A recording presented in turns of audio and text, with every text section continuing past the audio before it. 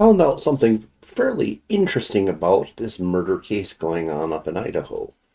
Now, when this thing first broke, I read a article that was talking about the use of forensic genetic genealogy. And the strong implication was like one of the Ancestry.com or 23andMe type sites may have been used as part of breaking this case open.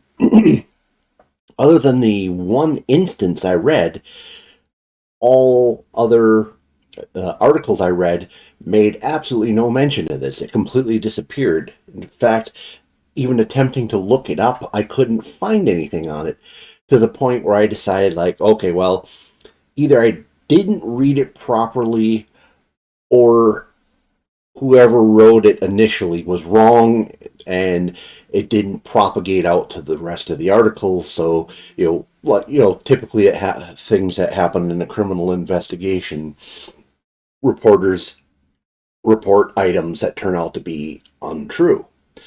Well, it turns out that, in fact, uh, uh, the, the genealogy angle was actually used in this case. Good article, absolutely excellent article, really. It's from Slate, titled How Police Actually Cracked the Idaho Killings Case, story by Heather Tal Murphy. I do recommend reading it in its entirety. I'm going to read excerpts from it just to get the basics of it. But this is actually, it appears on the surface to be excellent reporting. Very, very, very good research into this issue.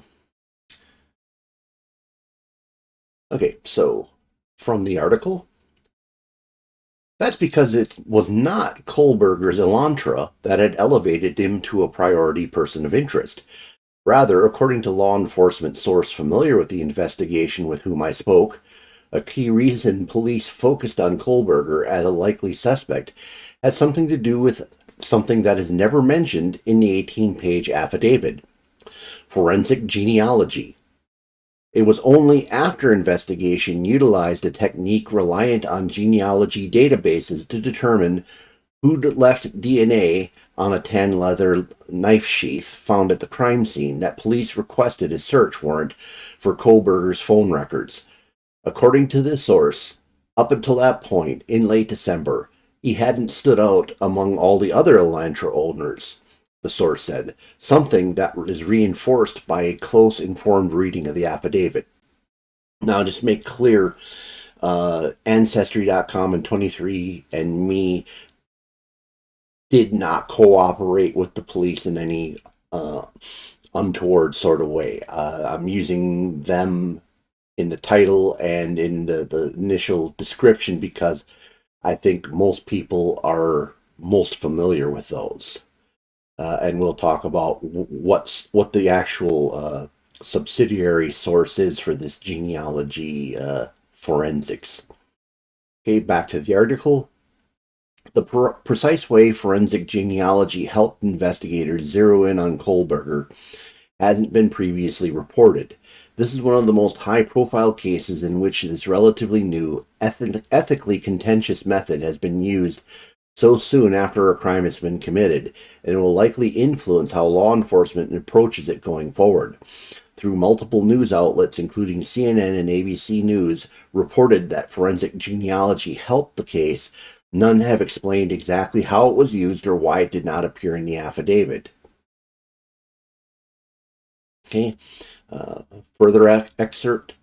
The use of forensic genealogy also underlines that the current storyline about how police identified their suspect, which some are suggesting is a model, is missing pivotal details. According to numerous genetic genealogists, the case embodies an emerging trend of leaving out any mention of forensic genealogy from the court documents and press conferences. The Idaho's affidavits thoughtful omission of any reference to genealogy, as forensic DNA analyst Tiffany Roy put it, has reignited a heated debate amongst investigative genealogists, lawyers, detectives, and other forensic experts about the wisdom of this strategy. So the gist of it is, not only is this being used, but it seems to be deliberately being avoided as a topic. And we'll talk a little bit more in some of the further excerpts. So, the question is to what happened shortly before Christmas that refocused Payne's attention on this particular Elantra's owner. The answer, according to the source familiar with the investigation, is partly that the officer got back the results from the forensic genealogy team. As court documents state, during the exploration of his house, Payne found a leather knife sheath stamped with a Marine Corps eagle containing a single source of male DNA on the button snap. Had their suspect been arrested for or convicted of a felony in one of the states that are aggressive about collecting DNA, officials might have found him by searching the criminal database. But Kohberger's most notable previous interaction with the police occurred this past fall when he applied for an internship to work for the Pullman Police Department. And so, in the end, investigators would turn to an alternative way of identifying DNA, which rose to prominence following the 2018 arrest of Joseph James D'Angelo, a former police officer in what's widely referred to as the Golden State Killer case.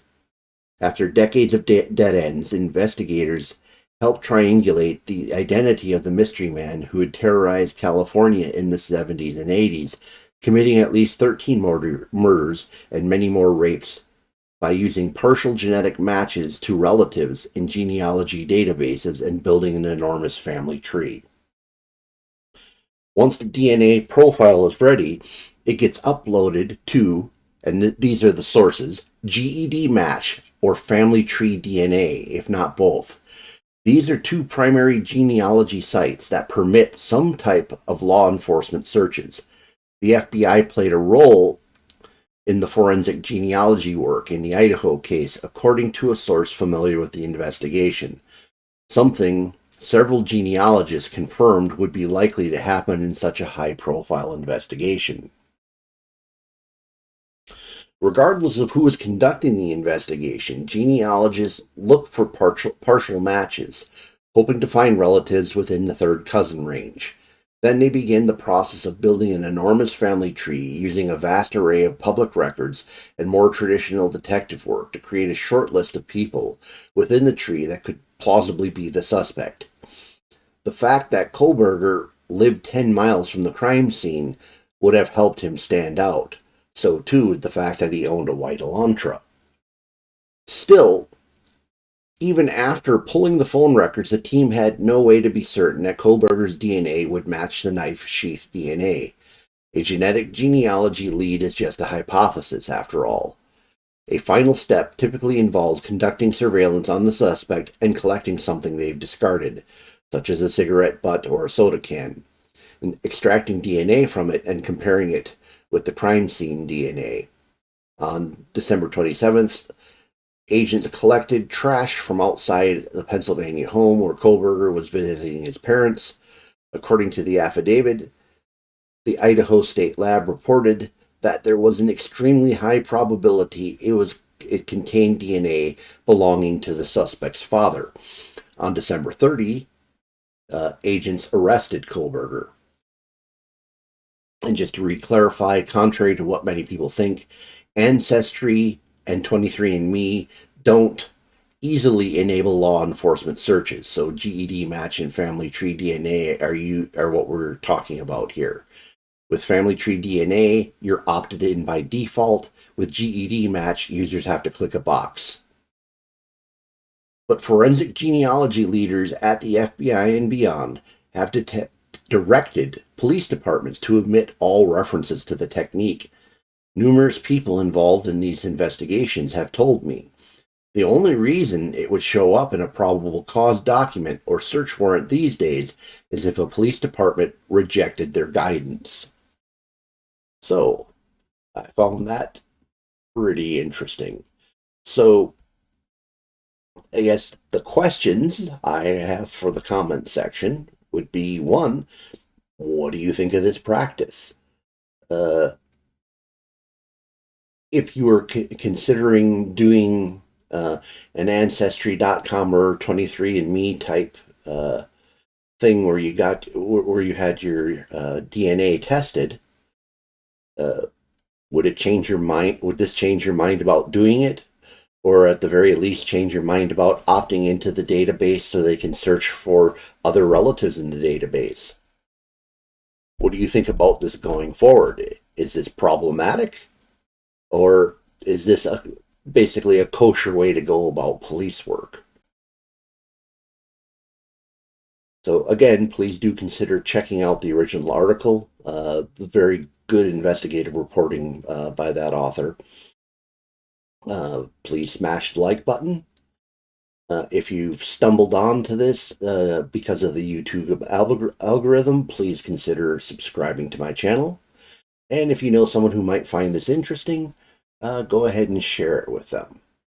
Thank you very much for spending time with me this evening. Hope to see you again in a future video.